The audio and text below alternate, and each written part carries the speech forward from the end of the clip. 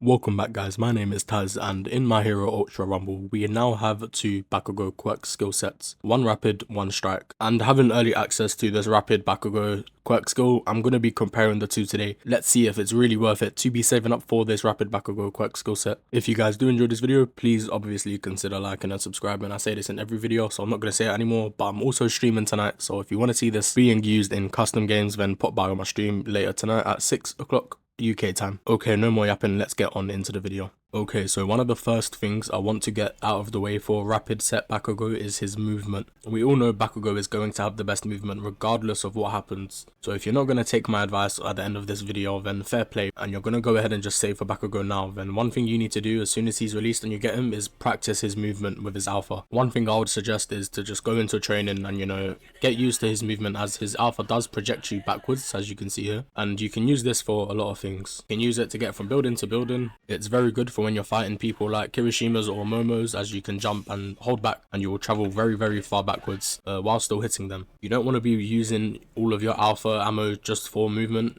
like specifically, but you could use like 2 or 3 if they're at level 9. It's a very nice way to get around the map and just be a hard person to hit in general. And by the way guys, if you do hit 2 alphas, it does give the opponent a knockdown, or a knockback you could call it.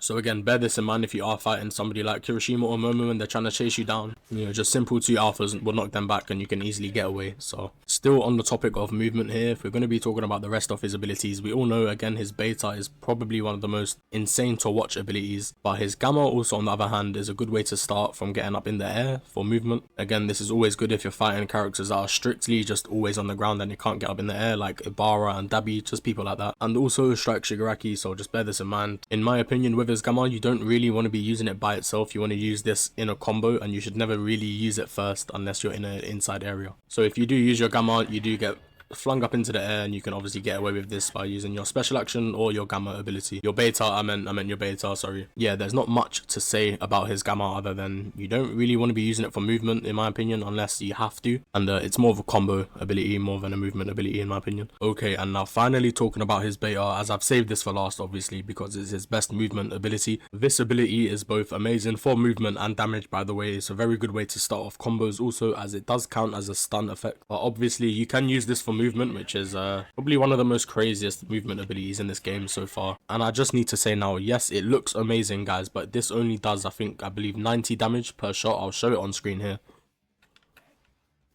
Bear in mind this is at level 9. Yeah, it only does 90 and you can only hit 1 grenade on 1 opponent throughout the whole animation. So it's not amazing, it just looks more amazing. Yeah, so it's definitely cooler than what it seems, but it kind of makes up for it with the combos, as you can do 2 betas and a gamma, I'm pretty sure. Yeah, see, that combo there is beautiful. That's one of the best combos for rapid Bakugo, by the way guys. That is beta gamma. So when it comes to it, is rapid Bakugo better than strike Bakugo? In my opinion, I think it depends on the player, but overall I'm gonna have to say strike Bakugo is still keeping the #1 spot for this character. His movement is still there for his special action, so that's all you really need in my opinion. It would only make sense for rapid Bakugo to have a lower damage output, so I can't really complain here. But if you are a movement character and you like the movement and all the mechanics in this game, then of course I would be saying raw for Bakugo, because you will like him a lot. He is very fun, especially with the alpha and the beta. Just getting around the map is just it's very satisfying as well in my opinion. But anyway guys, that has been it for rapid Bakugo. So if you guys did enjoy this, then please obviously consider liking and subscribing. Let me know who do you think is better in the game, strike or rapids. Hope you all have a good day. It's been Taz and I'll catch you lot soon.